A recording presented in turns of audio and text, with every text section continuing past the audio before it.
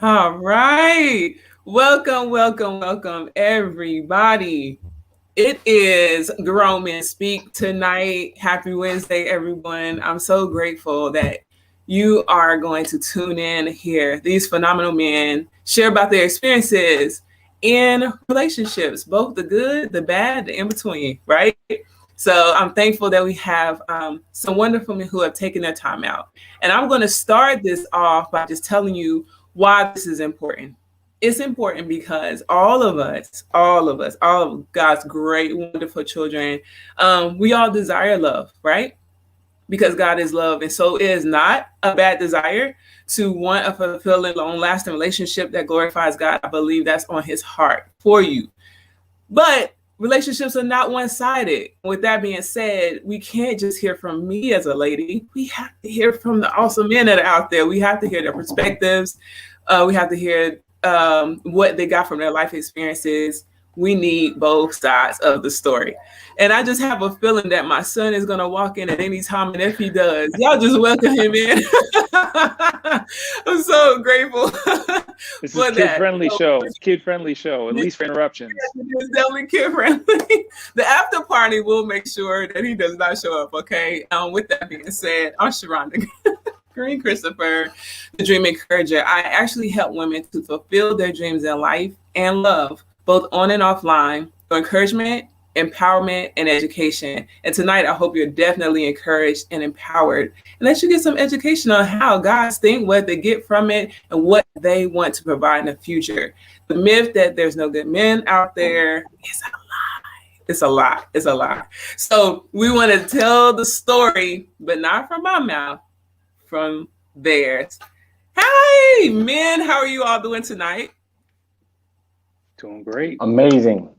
Amazing. Thank you. Yes. So right now, I know you all are expecting three amazing men, and one just having a little bit of technical difficulties. We all know it. I experience it all the time. So if I'm looking down, I'm seeing if I can add him in. That is Caleb Kingley. He wants to be here. Okay. So y'all pray. We want him in here too. I want to just say, I'm gonna let you introduce yourselves if that's okay. I just want you to start. Whoever wants to jump in, just tell us a little bit who you are, maybe what you do, maybe your status. Your status. No, Pastor, that's you, Pastor. Go ahead, Pastor. Tell them who you are, Pastor. See, I got to honor your role. They throw that pastor card around when it's convenient. Right. This is hilarious. Hey, I'm not going to bless the food. Let the pastor bless the food. That's so funny. Y'all are okay. So let's see. Let's go alphabetically. And I'm sorry, that would be Caleb, right? But he's not here. So who's next? I don't mind. I'll go first. Okay, great.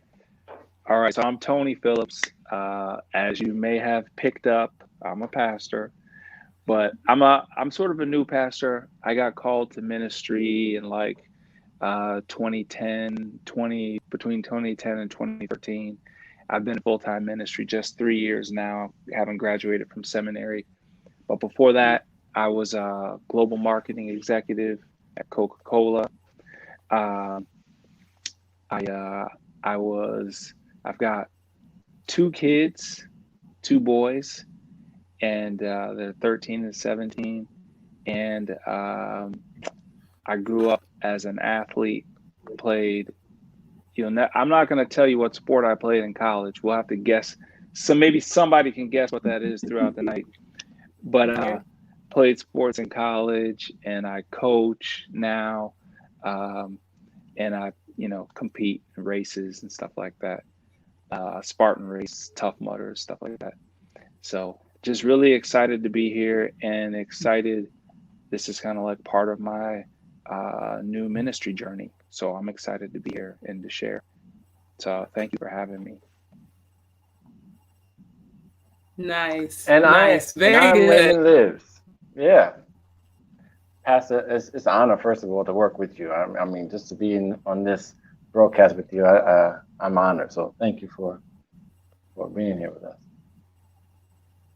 Yeah. Hey, pleasure is all mine. All mine. And I live because of pastors, you know what I mean? So thank you for your role in the body of Christ, man. I don't take it lightly that God has called you to that office, and so gotta give that respect. And I'm Raymond Lives. I have been in ministry for over 20 years, and I have not necessarily chosen to go by this apostle calling on my life publicly, but that's what I'm really doing, but in the marketplace. As you all know, apostles are established to help, build churches and build people in my perspective. And God has called me to the marketplace to be an apostle in the marketplace. So that's why I don't necessarily feel like I need to use apostle at any other time, besides those who know the word. So that's who I am. I'm an entrepreneur.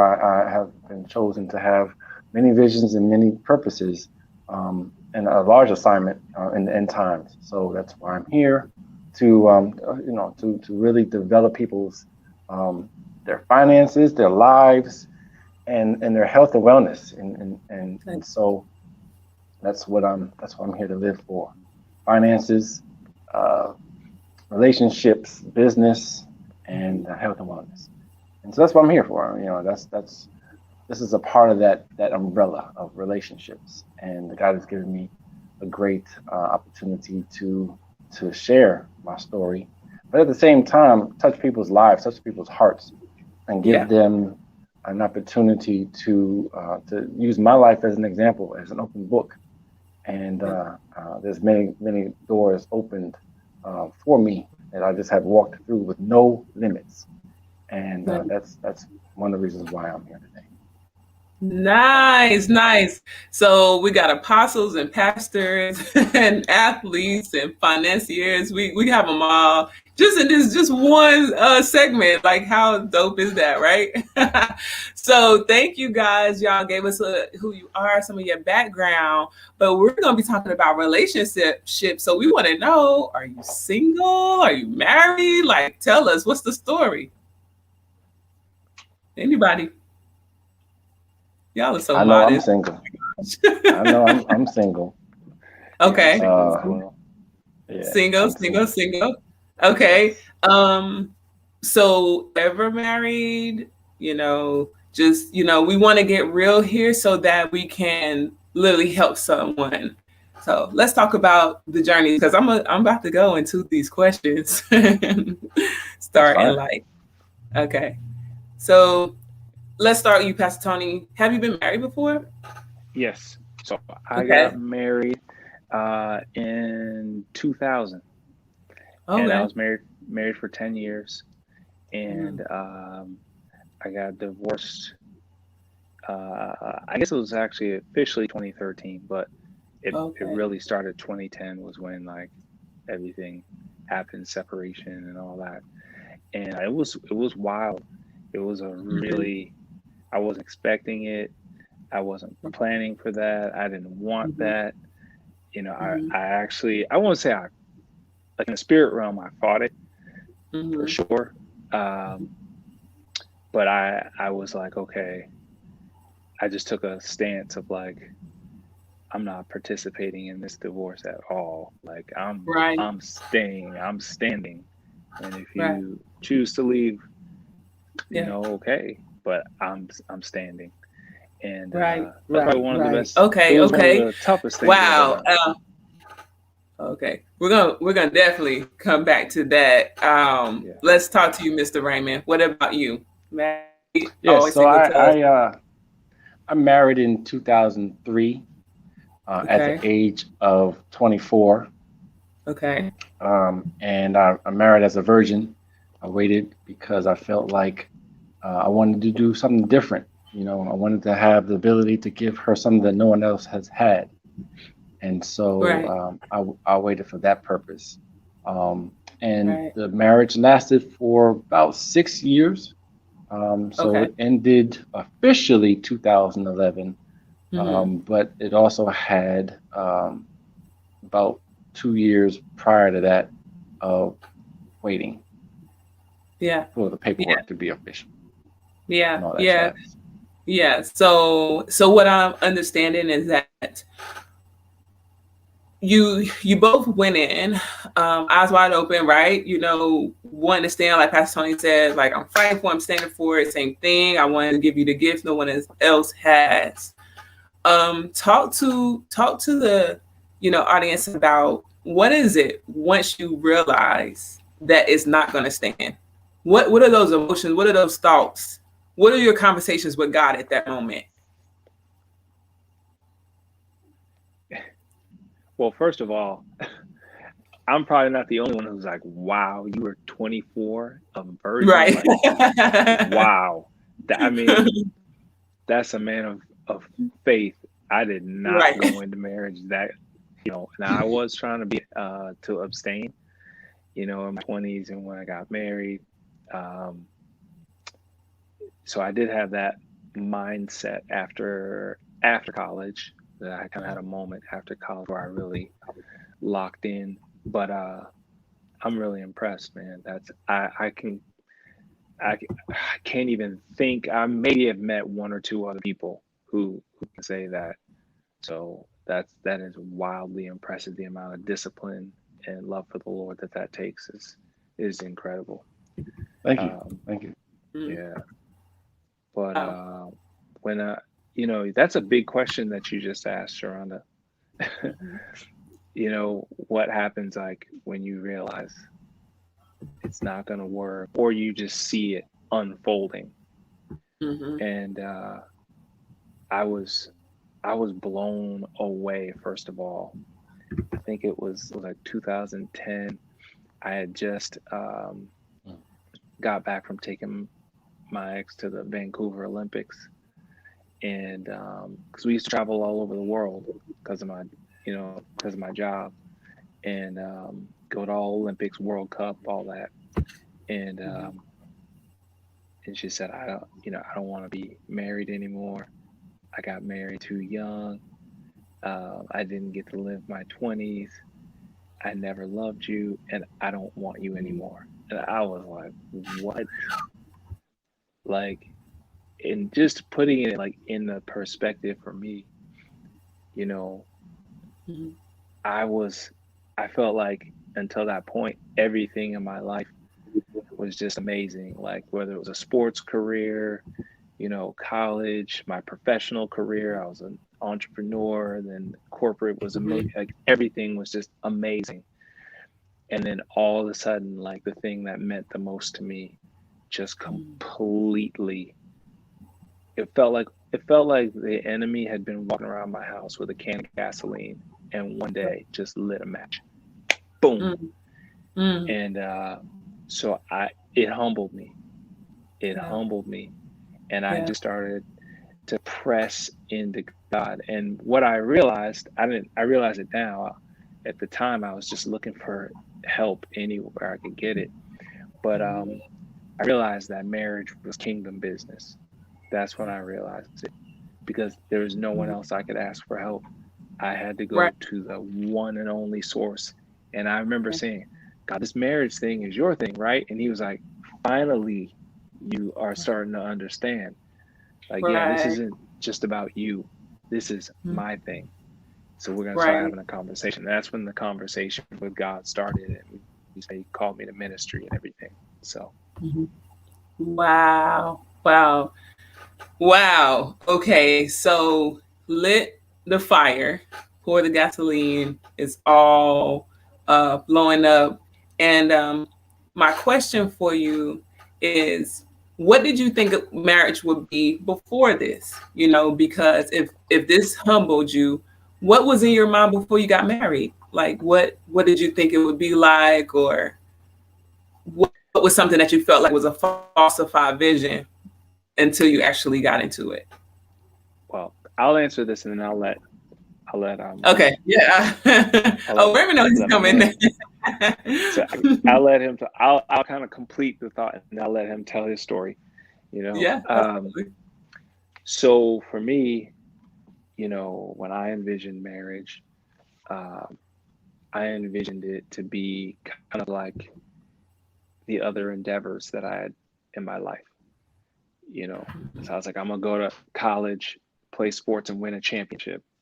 I'm gonna launch a business and become a millionaire. So Yes. I'm gonna get a beautiful wife and have a family, and it's gonna be like romantic and all the glitz and glamour, and my boys are gonna come and dunk on you, and it was so I had that kind of the sex is gonna be amazing, and we're gonna it was like a picture, sort almost like a fairy tale, right?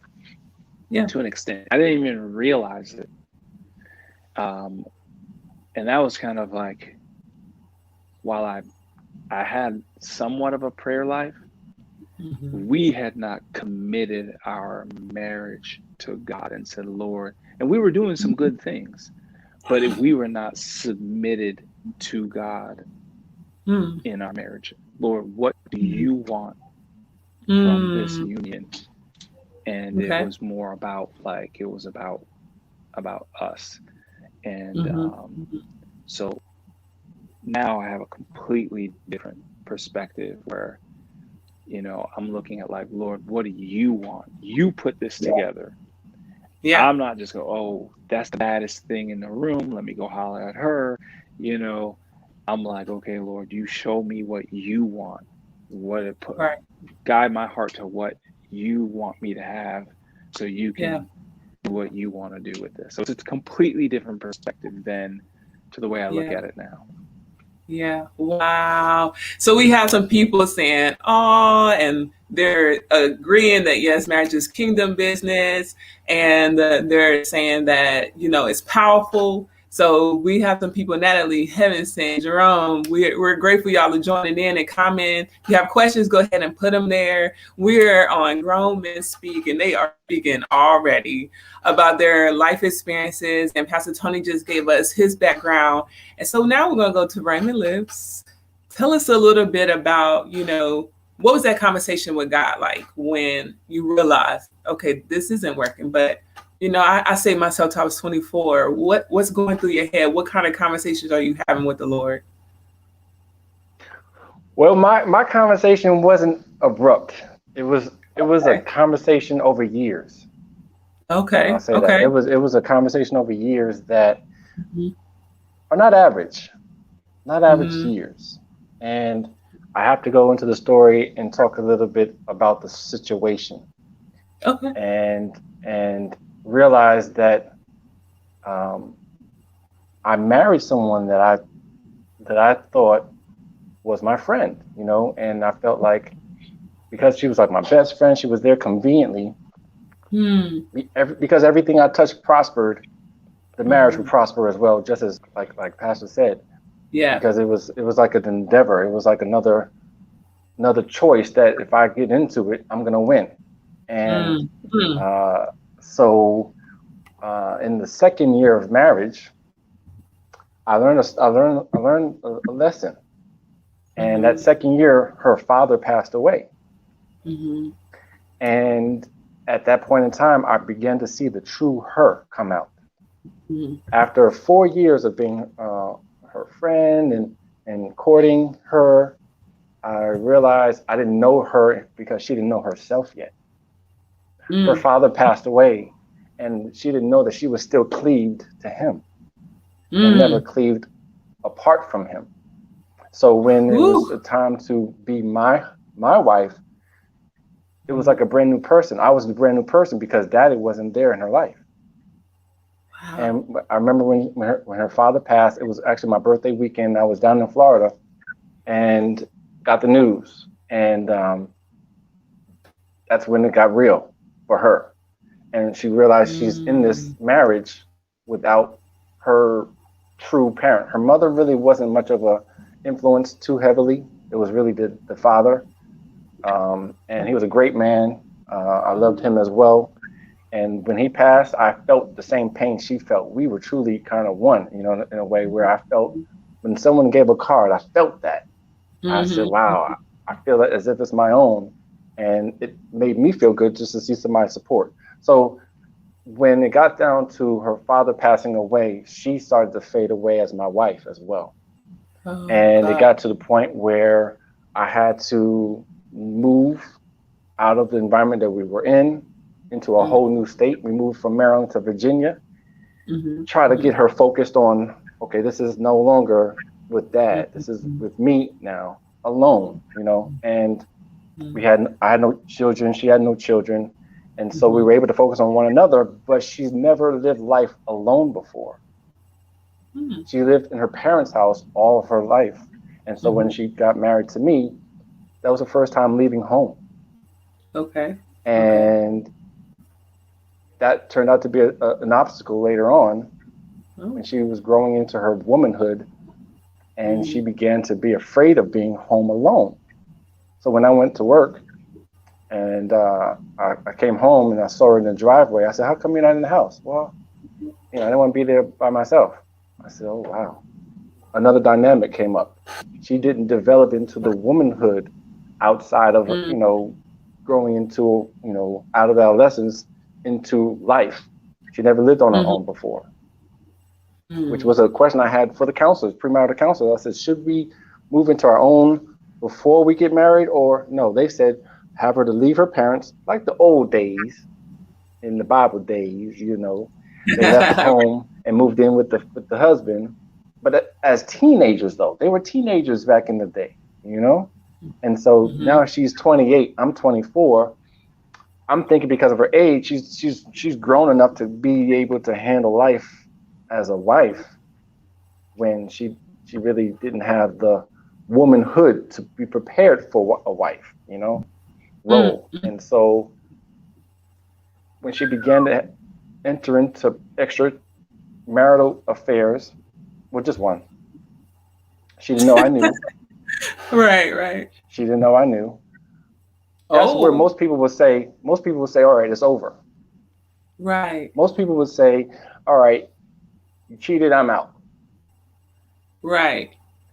But for me, true love will go beyond that and look at self first and say, what did I do wrong? Where did I go off to cause that? So that's why I say mine was more years. And so in my silence, I chose not to be average and do what most people would do, and that's leave because of one. I looked at it like there was a need that I didn't meet that led to that. So I took responsibility and I said, all right, I need to figure out what I did wrong to be able to fill that gap. Her only complaints were, I need to spend more time with you. Okay. I left that job. She didn't know I knew. So I kind of played it on the down low, and I didn't attack her, you know. I played it on the down low, and I said, okay, I got to get her back. So I left my well-paying job to go probably $30,000 lower to work in the place, because she was also losing a lot of jobs. And I know I'm getting long-winded, but she was losing a lot of jobs, and she literally couldn't keep one. And so when she got one temp to perm, I quit that job to work in that same place. So I would make sure that I'm driving her to the same place that I was working every day. And so she was literally with me all day and night, and with no divide of a job. I got the job. She didn't get the job, so she ended up back home. Wow. And so actually it was more so of a contract that I got. She was an employee, and I got the contract to get in there. You know what I mean? And that when she got laid off, I thought, oh great, now she's home alone again. You know, and in my opinion, that was part of the plan of the enemy. It's the enemy's job to steal, kill, and destroy. And when he divided us again, that was another combat for me to say, okay, I gotta go back to the drawing board. And so that's why that was over about 2 years. And so the moment that, and I gotta be real with myself, I ended up cheating over 3 years of not having my needs met as a husband, her still being kind of absent, with the role. I'm more so feeding her. I'm helping support her, trying to get her back on her feet of womanhood in a way. You know what I mean? Yeah. I got weak. And I messed up. I went back to confess to her. I said I messed up. And when I saw that she was not taking responsibility for her action, which is what Holy Spirit told me to do, don't count her out until the end of the road, which is when she literally didn't take her role and what she did, and she didn't come clean. And Holy Spirit said, no, don't leave until it's settled in your heart that it's over. And that's the moment when we were in front of our pastor's office, in his office, and when I told him I messed up, okay, her time there was to say I messed up too, but she didn't say that. That's when Holy Spirit said, okay, now you have my clearance to go, and because she doesn't have your back. She's not taking responsibility for her own actions, which was a part of the challenge for the 5 years prior. She didn't want to be another failure. She failed in a lot of things simply because she wasn't fully healed from daddy not being there anymore. And then it just led to a lot of downward spirals. And I had to be the stronger person. I even put my purpose down to focus on her. I even stopped volunteering at the church to focus most of my time, if not all, on her, since that was my first ministry. You know what I mean? And that's when I got weak, you know. But that's I said a lot, I know. But that's the moment where I knew it was time to let this fade away and consider it a good challenge to find out really what I really heard in the beginning, which was not to marry her. God said, don't marry her. I'm in the middle of service, and God said, Raymond, don't marry her. I was like, no, that's the devil. I rebuke that in the name of Jesus. But I literally heard that, and I thought that was the enemy giving me the heebie. You know, how most men say, oh, I got the heebie-jeebies, and he never showed up to the wedding. The invitations were already out, so I was like, that's the devil. I know that's not God.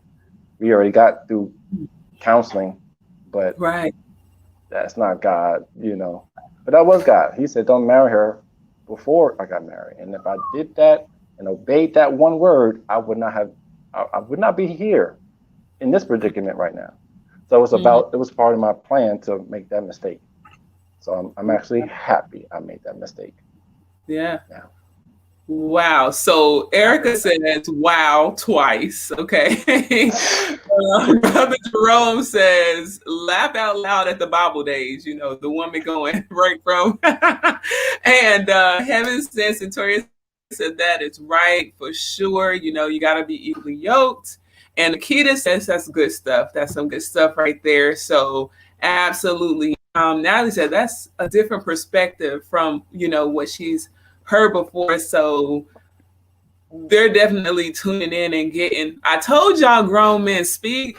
Y'all think I'll be playing sometimes, but we have we have the ability to go through. I think I might have said it either last night or the last live. God promised us trials and tribulations. Sometimes we don't think about that as Christians, but it's a verse where he says, you know, trials and tribulations are promised, but be of good cheer because I've overcome the world. And that's what being grown is about. You grow from it. You learn from it. You remember when God did speak and what you might not have heard, or when it was about a win versus God's purpose or things like this. These are the things that we learn. Obviously, if you follow my page, if you follow me at all, you know my story and you know the discouragement that I went through, you know, the things I did right and absolutely wrong, you know, so I get it. I get it 1,000%. For those of you who do not know, but you're discouraged out there, I want you to see these men are still thriving. They're still in love with God. God is still using them. Please don't let the enemy play you and let you think that your failure is your end. It's not. These are here so that we can glorify God and however he chooses to use it. You see what I'm saying? And right now, it's to encourage you. So with that being said, I want to ask from these amazing stories, and I know y'all have strength because you're telling it, you know, without breaking down. I'm going to tell you, people break down for less. So, so what is the greatest lesson that you feel like you learned? I know you said, I took this, I took that, but if there was one thing you would share with people and you would say, the greatest lesson in marriage that I've learned, it is what? Pastor Tony. Well, first I have to say there's a lot of parallels between my story and Raymond's story. Okay. So my ex, she also fell apart when it was actually when her father officially filed for divorce with her mom. That's when everything just went. I mean, I saw a whole new person. As a matter of fact, she told me, she said, I'm not the same person anymore. The person you married is gone. I'm a different person now. And it was that family trauma. And so one of the things that I've learned is that marriage, I remember hearing a pastor say that marriage is a redemptive relationship. It's a redemptive relationship. It's because when you join with someone else, you basically crack yourself open, and they crack themselves open so that you can fuse together. Well, in that process, all your stuff comes pouring out. And here's the thing, Sharon, that for people who are contemplating marriage or they're in a single season, most people, until they become enlightened, are unconscious about what that stuff is inside. They don't even know. Like you heard Raymond say, like, I didn't know what to do for her because she didn't know what she needed. Like she didn't know herself. So how could I know her? It was my same situation. If you have to know who you are, and you have to know like what your inner pain, your inner wounds, like what those are. And, back then I didn't know about that process, but if you don't understand it, you're gonna find out when you get married. That's for sure. You're gonna find out when you start having these arguments. You're gonna start like when you don't understand why do you feel like the bed has to be made up? The bed doesn't need to be, the bed has to be made up. What do you I mean, it comes out in these little things, but then you start realizing, wait a second, I got raised a certain way. You don't leave a bed unmade. I mean, and those are the small things, right? It gets bigger and bigger. And you start to realize, like, I have a certain view of the world that this other person doesn't necessarily share. And so it's a process of you sometimes don't know who you are until you look in the mirror of your spouse. And you're like, wait a second. Like I realized, I thought that when you get married, you fall in love. You fall in love, you get married, and it's a wrap. You don't even consider divorce. I mean, it's not, and you're going to take care of each other. And though you may have disagreements, like you would never yell at each other or fight or anything like, I mean, that was just a given for me. Right. That's not how everybody else was raised. That's just what I saw in my house. Right. So it's a matter of knowing like your perspective on life. What is the lens that you view life through? And what are your inner wounds? Yes. So that when you get married, you can deal with those things. So that was the thing. There's a book called Getting the Love You Want. It's written by Dr. Harville Hendrix. And it's the most in-depth understanding of that concept in marriage that I've, read in a book. But the lighter version of tiptoeing into figuring that out is a book probably a lot of people have heard of, The 5 Love Languages. Because your love language is dictated by those childhood experiences, those inner programming and inner wounds. That's what actually dictates your love language. So it's kind of sometimes, and it can be positive or negative, but that's kind of a fun way to figure it out. That's not as deep. Kind of tiptoe in the water. But yeah. I love it. So we have Jerome who said, that we all feel the same way if somebody cheats. But if we seek God, then we can find the forgiveness to move on and I guess get the release, that is necessary to move on to heal the relationship. And Sharon says, I can identify with not having a strong sense of self and how detrimental that was to the relationships that she had. Women become whole when they have a healthy sense of self. And Erica says, ugh, I would have thought the same thing. Like you said, God's plan. And so Sharon said God told her not to get married too, but she did it. So she totally gets it. She can relate. And she's looking for a new redemptive relationship. So thank you for it. Natalie says we all learn and we're not counted out though. We're not counted out. Heaven sent, that's right. So no pain. What does Jerome say? No pain, no gain by Betty. Right. So you gotta read those books, listen to the song, and we'll all get it together. So Jennifer says Relational Intelligence by Darius Daniels is a good book also. So that's why Adam didn't leave Eve. He loved her so much that he was willing to die too. Just like Christ loved the church. We got some really good people in the audience giving their comments, appreciating the things that you all have said.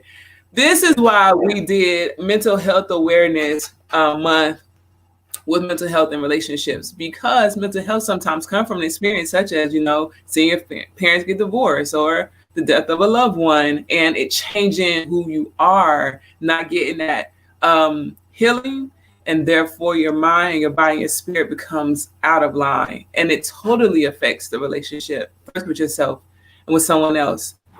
In the cohort that I have, guys, I say, when you date someone, the more that you interact, the more you learn yourself. You're thinking you're only learning them, but you actually are learning yourself. To be isolated makes you think that you are the most perfect person in the entire world. Of course, everybody thinks like me, or they should. They should act like me, or they should. It's just, but you can see that there's like 7.5 or more billion people.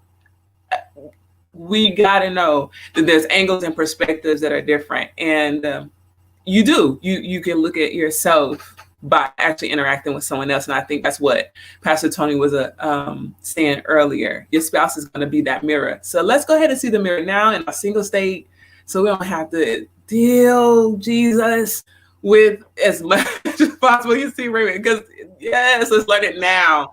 And that's why it's important. So enough for me. Precious says, yes, that's good. Sharonda Heaven Sent said, yes, mental health stems from life experiences, trauma. Yes, it does. So now that y'all have shared your past, you talked about the relationship, what you went through, I'm joking. Raymond, what is the one great lesson that you would tell people? I'm about to move on. I can't do that. What is that? Yeah, the number one lesson I actually learned the lesson after it was over. Okay. So it's what I would have told my younger self. In the relationship, I would have, if I had learned this, I probably would have just, been able to possibly make it work through more in-depth conversation. Okay. And some people might already kind of figured it out. But if I learned how to be hot in the marriage, it might have been able to be salvaged and fixed. Hot means honest, open, and transparent. Don't spit out, Pastor. Don't spit that water. If I had learned to be honest, open, and transparent in the marriage, obviously that would have led me to say, all right, I know you're screwing around. I need you to stop. I chose to be different and not put her on the spot because she had so many failures. I didn't want that to be one added failure over her head after marrying this virgin to say, oh, I messed up and he knows now. So I chose not to be open and honest. And I think that was a mistake after the fact, because I didn't give her an opportunity to face herself. As you said, we learn ourselves by having interactions. Yeah. And I didn't give her the opportunity to say, you know what, I messed up, but I can fix this. And if she did that and she fixed that, I wouldn't have been weak. My rejections wouldn't have stabbed me so much from her rejecting me.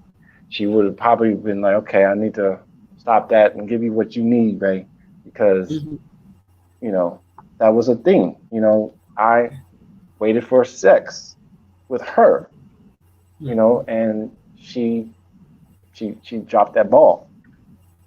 And as I said, I don't really blame her. I blame myself because I wasn't supposed to be in the daggone thing with her in the first place. But that's what I would have learned, that lesson. If I had to say, listen now, Raymond, tell her, get open, honest, open yourself up, and let her know that you know it might not be what will cause her to go down. It might have caused her to go up and improve herself. And I didn't give her that opportunity. So that's my lesson. Wow. Okay, so yes, Can I please. make an observation? Yeah. Raymond and I had a similar problem. We were both trying to, gosh, folks, we call them like save our wives, or we were trying to like cover, protect, you know, cover for them. We're trying to cover them and protect them in a way that like we were going out of our way to try to be these great guys when we probably should have kind of kept it a little bit more real, not done anything wrong, but just been like, look, I'm going to hold you accountable the same way I would hold myself accountable. And, you know, like for me, I mean, Raymond is telling my story, you know, like we get married and I'm trying to cover for her but holding myself accountable. And, you know, at the end of the day, like, I think if I had done it again, if I could have talked to my younger self, I would have said, when you first realize there was a problem, go to therapy. And if she's not willing to change, you need to leave. Because I did the same thing. I tried to cover, then I got weak and I cheated. And it was like, I still hold myself accountable for that. You know what I mean? But man, when I hear Raymond telling it, I'm like, nah, bro, that's not, you were trying so hard. Like we just shouldn't have, we should have said, look, this is not working. I'm trying to work with you, but if you're not going to do, you know, your part, then this is not going to work. That's kind of how I look at it now in retrospect. Although I'm really glad that I did everything that I could possibly do to try and make things work. So I have no guilt now. And I've fully forgiven her and myself for all the mistakes that were made. You know? Yeah, I appreciate you, Raymond. You speaking life into me, man. I appreciate you. Thank you, sir. Same here. That's awesome. We had to be honest. We weren't honest, and if we were honest and open about what we knew, and didn't try to cover her, but allow God to be that cover by her, you know, facing the music and have her come to Jesus moment, we would have probably, you know, made different outcomes for both of us. Yeah. So Erica said, hi, okay, that's good. She was nervous at first on what that meant, keeping it high, but she's glad that what it means is honest, open, and transparent. And Jerome says, now that's true, submitting to one another, meaning opening up to one another.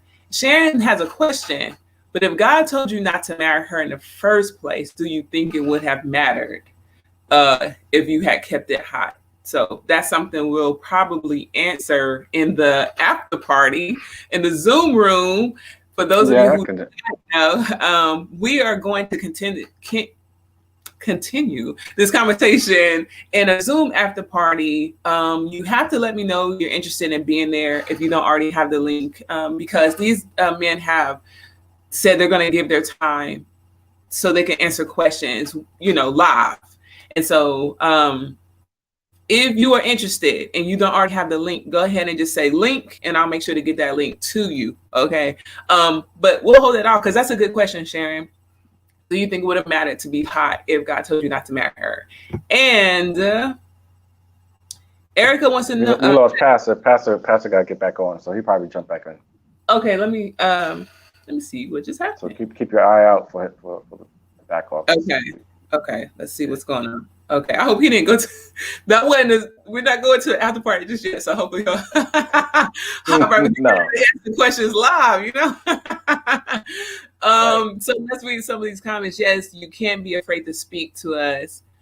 We won't break, for we're not made of glass. Very good comment, Erica. Very good comment. To the point, here he is. To the point, yeah. If you would have called a woman out for what she's done wrongly or rightly, we can handle it. And Heaven Sent says, I think that's commending, but does he believe that God created his wife from his rib in the spirit? Meaning, my belief is we have only one mate. Not saying we cannot marry the wrong person. From when he said he would still be mad if he had been hot. So that's a hot topic. It seems like people want to know if you're open, honest, and transparent. Does it help keep the relationship even if you're not with the right person? And Sharon says we have to teach people how to treat us. Men never, and Erica says men never want to be the bad guys. It's quite frustrating, but you got to be honest. And Misha says, "Link, okay, got you, Misha, got you." So with that being said, we have a little bit less than 15 minutes, so we're going to ask a few more questions, and then we're going to get ready for the virtual after party. What process do you go through to heal? Now, I know, Raymond, you said it took years of conversation with God. It wasn't like one conversation. Pastor Tony, told us a little bit, but like, was there more to healing, that the steps you took, or was it just one day you woke up and it was, your heart was healed? Tell us how you got through it. All right. I guess I can start that one off. That one, because I think Pastor already talked about it. Okay. I think it starts with forgiveness. Okay. To heal, it's like to heal. It's a matter of looking at the wound, being aware of the wound, and seeing that it needs healing. And once that observation is there, all right, I have a wound. The Band-Aid is got to be placed on yourself first. So you have to forgive yourself first. I messed up. I take responsibility for yourself. That's what Holy Spirit's gonna go after you. When you talk to Holy Spirit's not gonna tell you about the person and what they did right or wrong. Holy Spirit's gonna talk to you about you. And so you gotta forgive yourself first and recognize where you went wrong, take responsibility for that, and then forgive that other person. And like that's like the preliminaries to getting healed. And that healing is needed because you don't want to have someone else slap the other cheek without the first one healing. That's why Jesus said, turn the other cheek. If you turn this cheek that's been slapped and you turn it away from the person and you give them a new cheek, this one is healing while you expose the new cheek. So when this has been slapped and it's given this exposure, this is healing. And at the same time is taking place. So you need forgiveness and you need time. And I heard and I read a book. I'll put the book in the chat room or in the comments. You want to let that time pass to where the amount of years that you were married, cut it in half. And let that time be the time that you focus on yourself after the marriage. After the divorce, spend that amount of time focusing on yourself, discovering who you are, discovering your strengths and weaknesses, recognizing who you are developing into, because you're going to be a whole nother person again. You were single before you were married. You're married, and then you're going to be another single person that's a brand new single person than you were at first. You've grown up.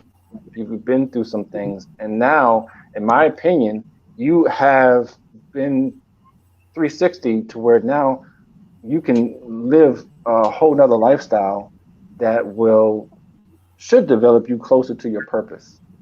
And that's Yes. kind of like the end result of it, where you got to begin to focus on your purpose, focus on why you were created, and Right. that takes time with the creator. Everything was created to solve a problem. Why were you created? What problem are you created to solve? And when you solve Yes. that, and when you discover yourself and see why God gave you those talents, discover why God gave you those gifts and abilities, why you're born into the family that you're born into, why are you born into that bloodline, why are you here, why are you existing in this time of all years, why are you here, what makes your purpose on this earth relevant now, and why are you chosen? And when you find that, that will help you to kind of recognize the faults of your past and get you beyond that hump of not being healed. So I would say that, and then obviously, as he said already too, counsel. You gotta get some counseling. You might need to have that interaction with other people as well, and interacting with yourself and with God, obviously. And the healing will be obviously the end result, in my opinion. I know I said a lot, Pastor. I borrowed from you from a few things, but Hey, I got a Love couple it. more. I still got a couple in my back. I got a couple in my I know. pocket. Okay, yeah, that was great, man. That's great. And I wholeheartely endorse and agree with every word that Raymond just shared. Especially, you got to take that long, hard look at who you really are, and dig in and admit and write down all your funkiness and the disgusting things you've done. Like, you got to get real before God. Get naked, okay? But I have two things that I want to suggest that people do. So the first thing is what God told me to do in the midst of craziness. I mean, I'm talking about craziness, y'all. Pastor Tony, before he was Pastor Tony, was about to kill somebody. It was craziness in my house. And I said, Lord, like, I'm watching my spouse go out. People are calling me from the club. Hey, your wife is here. Let me tell you what's going on. I mean, it was just wild. And, she was going through a lot. So y'all don't be mad at her. Okay. She was going through a lot that I didn't even understand at the time. So this is not about hating on her. But I got on my knees one day, and I said, I was in my little suit coming from church, and I got on my knees in the bathroom, and I said, Lord, I need your help right now. I can't wait any longer. I need you now. And I said, Lord, what do I do? And God said to me the craziest thing. He said, love her. And I was like, what? Like, do you see what's happening here? Like, look, in my world, somebody has to get hurt right now. He was like, love her. And I was like, okay. So I went to Bible study that night, and it was the Bible study was all on Luke 6:27 through 38. Luke 6:27 through 38. Love your enemies. And I'm just going to read a couple verses and you'll get what I'm saying. It says, do good to those who hate you, bless those who curse you, pray for those who mistreat you. If someone slaps you on one cheek, turn to them the other also. So I'm borrowing from you, Raymond. And it says, if you love those who love you, what credit is that to you? Even sinners love those who love them. I mean, God called me to the carpet.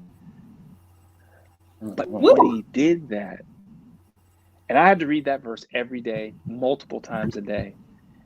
But what it helped me do is it helped me forgive. And basically what he was saying was, look at how I've forgiven you. I forgave your funky behind. I want you to give her that same grace. And it changed everything, because as I started being kind and generous in the middle of craziness, I could begin to see, because I was being kind, God would show me, look at how she's hurting. Look at what happened to her. This is why she's behaving that way. She didn't choose this. It looks like she chose it, but it's actually her pain that she's acting out. And so I began to have compassion, and that helped me through the time that it took to get through that whole separation process. I'm going to tell you, the best thing I ever did was do that, because it healed my children. When my children saw me forgive her, they were able to forgive her. And that right there erased a generational curse. That stopped it from going down my bloodline. So that Luke 6:27 through 38. The second thing that I'll give you real quick is exercise. Most people, when they get into a traumatic situation, they start doing things that's going to make the trauma worse. Drinking, promiscuity, fighting, right? They stop going to work. They start sleeping all day. They gain weight. They start comfort eating, right? So what God showed me was, he was like, I want you to do things that when you get through this valley, you're going to be stronger. So I started increasing my workout regimen. I started training harder, running more, lifting weights more, doing more push-ups. I started eating healthy. I started doing the Daniel fast. So I started eating super healthy. My prayer life increased. I started praying more and more. So I came out of the trauma in better shape, in a stronger mindset. I was a better, stronger human being after the trauma because of the habits that I developed to cope with it. Yes. Yes. Yes. You took care of yourself. You took care of yourself. You looked in the mirror and you recognized how to make that man a better man. And you took care of your temple. You took care of what God gave you first before all the drama. And that can say way more than what you're saying right now, brother. Yes. Coming out better than when you went in is everything. It is everything. It is everything. It also just beats the devil in the face, be like, I know you meant that for bad. You know what I'm saying? But now I'm praying for her because she needs that healing. So instead of me down and criticizing and keep her in the same spot and having more to deal with, I'm going to pray her out of it, no matter whether the marriage works, because it's about soul salvation. At the end of the day, let's just be honest, everything is made to glorify God, right? So you're praying her out of whatever pain and trauma she was dealing with while you're healing and forgiving yourself and becoming better. 2 wins that we talked about that we never thought marriage was going to give us. It wasn't the wins we thought, right? Still 2 wins nonetheless. So the devil loses again. I love it. Let's read some of these comments. So Isha says, amen. Jerome says, God's word is healing to all who will receive it. Sharon says, knowing the difference between healthy and unhealthy coping skills is important to heal from trauma. So I do love that emphasis, because it is true. Some of us go get our bonbons, the ice cream, hug our pillow and watch movies. Some of us, like you, could just start running, because both actually are therapeutic. Hate to say it, one just doesn't help you much. So let's do the one that's going to help us. And Vincent says, must be the first step. Strengthen your relationship with the Father. So healing must be the first step. And Natalie says, going down is easy. But fighting against the tide takes a strong person.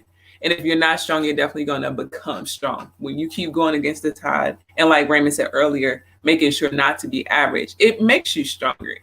You have to get stronger to make that. And who's our next commenter? Heaven sent sure does. So Jennifer, process with God is necessary. Yeah, we definitely got to process with the Lord, because if we just do it in our own head, it's just going to keep spinning. But as a culture, we need to normalize therapy. And I agree. I think both of you all said it. It's just what it is. There's safety in a multitude of counselors. let's not forget about that in relationships and in your own personal lives. It's godly. Okay, so whatever somebody put out there, I don't know who started the myth and the this thought process about therapy being bad and makes you crazy. It actually makes you better. So let's go. All right, it is 8 o'clock, and I know that these people out here, both men and women, have more questions. I'm getting some here on my phone, so I want to go ahead and call this quits. But before I do, I want to thank you all publicly for spending your time with us here, because you did not have to share your stories. You really didn't. You could have glazed over, the parts that you just didn't, you know what I'm saying? But you were real, you were transparent, and you were grown. And you spoke to us, and we're so grateful. I want you to know that they are a part of what we call a cohort, Dreams Divine Dating in 3D. They are volunteering time to encourage and to empower and to educate. If this is something that you feel like you need in your own personal life, you need a community of people that can really talk truthfully about relationships. You want to see the good men like these exist. If you want to hear from married couples who are making it work and, sharing their stories as well. If you just want to learn some practical things, listen, I want you to reach out to me, dreamsglobal.com. Press the consult button. We're going to talk. We have some ladies who will be joining us in the after party that can share what they've gained. And it's all word-based. This isn't Sharonda just stabbing in the dark. Most of the stuff that came up, God told to me when I was in the bed sleeping, I was like, are you serious? I got to get up. So what I want you to know is that like these men of God, there are women and men of God who are ready to encourage and say, don't make the same mistakes. Let's go higher. Let's stand on the shoulders of giants and do it better and knock the devil out one more again, right? All right. So we're going to go to the Zoom after party. If you did not get the link, go ahead and put link real quick. I'll send it to you. And I look forward to seeing you at the party. I love you guys. Thank you for joining us. Wait, before you go, you got to let them know what's going to be talked about in the at the party, so that it gives them a teaser. Okay. Oh, okay. Give our like Instagrams and stuff, I would love to do that. So what's gonna happen in the Zoom party is that if you have a personal question, if you want to say, Raymond, that same question, like, do you think it would have mattered if you kept it hot if God told you not to? We're gonna go into questions like that. Well, what happened after you forgave her? Why didn't it work out like that? Or you say you're single, what you looking for? Because we didn't go there. We didn't do any of this. So the after party is going to go deeper and a little bit more personal. With that being said, I do want you to know how to reach out to these fellas. So how can they find you on any social media platform? What can they do? And if you have projects, maybe share those with us. We're open to hear that. Either one of you. Pastor, come on, Pastor. All right. Well, I'm on Instagram. I'm on Instagram as Pastor Tony 2, like number 2, and Facebook's just Anthony Phillips. My church is called Seek, is a Higher Ground, and so it's also Instagram at Seek Higher Ground, and our YouTube page Seek Higher Ground. So we got 2 kind of big projects that are out right now. One is on our YouTube page, which is our EP. So I'm working on making just kind of a unique form of music. And the EP is an encouragement project. It's like a 20-minute sort of music video set with me speaking in between the songs. And then we're currently doing Revival. So if you're in Atlanta, if you're in the A, come visit us at Seven Bridges. It's a homeless shelter / house of recovery, and we're having a revival there. So we have different worship teams come, and it's off the chain. You can get baptized. We baptize them folks. It's the first Friday of each month. So just check it on our Instagram and come join us. It's off the chain. Come get baptized. Just come give your life to Christ and start a new journey. Yes. Excellent. Awesome. And Raymond? Thank you. So I just want to say thank you for having me. Thank you, Raymond, for all you share, man. A true apostle. Like, it's an honor. I really, really appreciate everything that you've shared. So it's an honor to be here with you, man. Thank you. And yeah, definitely. Thank you, Shauna, for having this platform for us to be able to be open, honest, and transparent. Because there's not enough platforms to allow men to be themselves and have a voice. Feminism is a movement that is important, but it's not balanced with enough masculine energy that helps us tell our story. And I think that's something that's another conversation. But thank you for giving us a voice. Yes. So yeah, I'm Raymond Lives. I can be found on Instagram as Raymond_lives and Facebook as Raymond Lives as well. And I do have, as you all know, I have a few businesses that I am living off of now. I left the corporate world and I'm now operating off of full time. My perspective is really a ministry, but in the marketplace. One Accord Investments is my investment firm that I'm helping to build people's opportunity to create generational wealth. And so One Accord Investments is in existence for that purpose. Then I also have One Accord Events to help bring things like this back to the platforms that need to be online now, but at the same time in people's lives on a regular basis. And then I also have a project that we're working on with my pastor. It's called GGG Conference, God's Glamorous Girls Conference, with Dr. Dee Freeman, who has put this conference together for the purposes of women that want to get down and dirty. And so we're working on getting that ready for September, at the end of September. I think it's the 25th, 26th, 27th. So stay tuned for that coming up.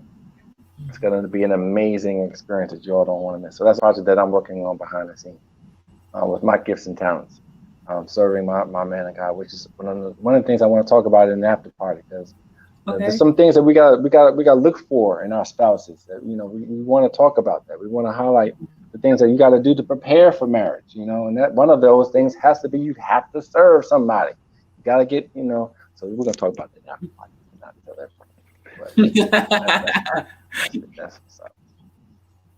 All right. Well, let's party with these grown men and just excellent people. Right now, all you have to do is I'm going to switch this platform, close this live out. Thank you guys for tuning in. Thank you, gentlemen, for all that you've shared and all that you are. We definitely appreciate you, all of us. We definitely appreciate you. So just meet us in a Zoom in about a minute and we'll party more. Okay. Thank you guys. Keep living your dreams. Thank you. Bye-bye. Ciao.